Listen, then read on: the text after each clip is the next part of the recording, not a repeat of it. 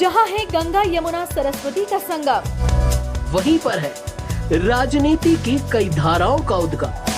देश को दिशा देता एक प्रदेश, जहां से नेतृत्व पाता है अक्सर ये देश। ढेर सारी खबरों का खजाना है उत्तर प्रदेश। हम इन खबरों से करवाएंगे आपको रूबरू। देखिए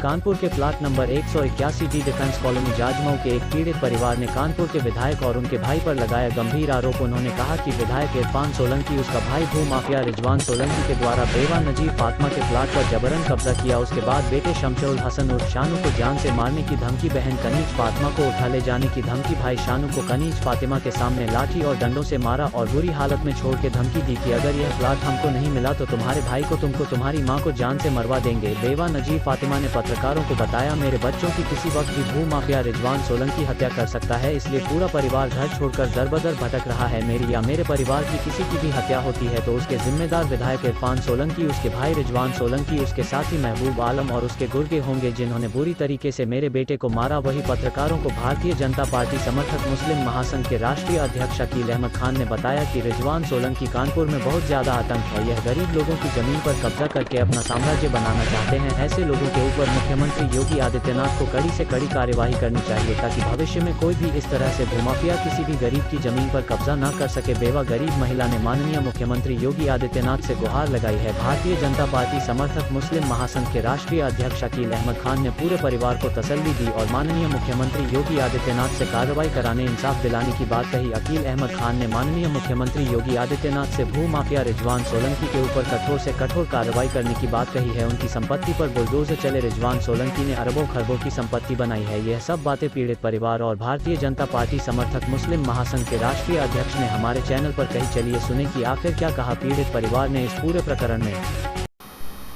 क्या नाम है आपका? कनीज जहरा। क्या मामला हुआ?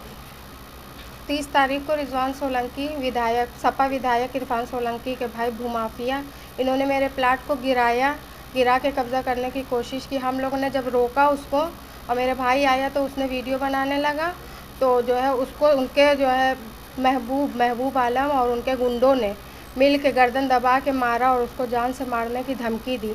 हमने जब अपने भाई को रोकने की कोशिश की तो हमारा हाथ पकड़ के खींचा, मेरे हाथ से ब्लड आने लगा और मेरे हाथ में सूजन पूरी आ गई है, पूरे हाथ में दर्द हो रही है, हाथ नीला हो गया है और मेरे भाई को जान से मारने की धमकी दी है, मेरे सब पूरे परिवार को जान से मारने की धमकी दी है।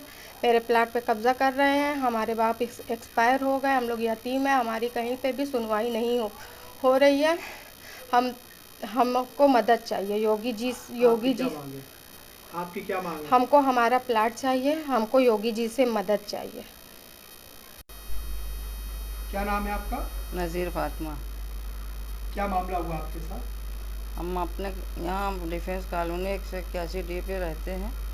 हमारे जो है मकान के ऊपर ज़बरदस्ती इरफान सोलंकी के भाई रिजवान सोलंकी तोड़ फोड़ कर रहे थे मकान पे, तो हमने उस पर भी मतलब विरोध किया। हमारे लड़के ने वीडियो बनाने लगा तो उस पर जो है तो इन्होंने एतराज़ करके हमारे बच्चों को, उनके गुर्गे दोनों को मारीन, गर्दन दबाइन, मोबाइल छीन रहे थे। मेरी लड़की के चोट लगी, मेरी लड़की के साथ बदतमीज़ी किया और मेरा बच्चा बहुत ज़्यादा ज़ख्मी हो गया था। मेरा बच्चा डर के मारे वहाँ से उस दिन से भागा है और आज तक घर नहीं गया। हमको तो बहुत डर है और वो चैलेंज भी दे रहा है कि मैं उसको जो है तो सर के बल चौराहे पे नचा के न मारूँ तो कहा।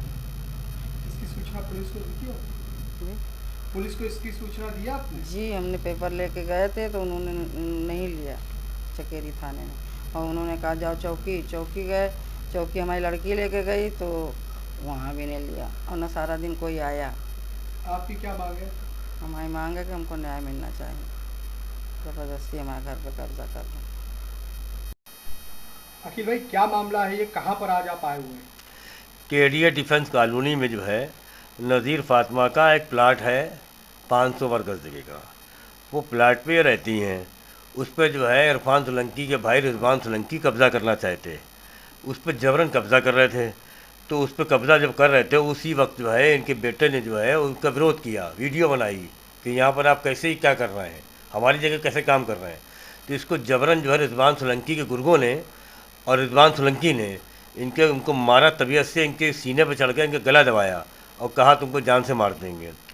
और तमाम इनके साथ ने गाली गलौज की। तब से ये वहाँ से भागे, वहाँ से निकल करके मेरे पास फ़ोन आया, नज़ीर फातिमा इन्होंने फ़ोन किया कि मेरी जान बचाइए, मेरे साथ ज़ाती जुल्म हो रहा है।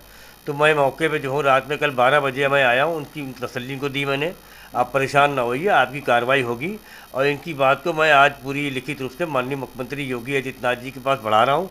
मुझे उम्मीद है कि इनके इरफान सोलंकी और रिजवान सोलंकी जिस तरह से पूरे शहर में जो है आतंक मचाए हुए हैं और गुंडागर्दी कर रहे हैं, जो भूमाफिया बने हुए हैं ये, और इनके ऊपर कार्रवाई हो, सख्त कार्रवाई हो। क्योंकि ऐसे गरीब जो बेचारे कैसे ज़िंदगी गुजार रहे हैं, जिनके पास खाने को नहीं है, उनके साथ ये जुल्म ज़्यादती कर रहे हैं। उनको ये नहीं जानते हैं कि उत्तर प्रदेश से माननीय मुख्यमंत्री योगी आदित्यनाथ जी की सरकार है और इस सरकार में गरीबों के साथ जुल्म करना महापाप है। क्योंकि योगी आदित्यनाथ जी जो हैं इस वक्त गरीबों के साथ 24 घंटे खड़े हैं हर वक्त।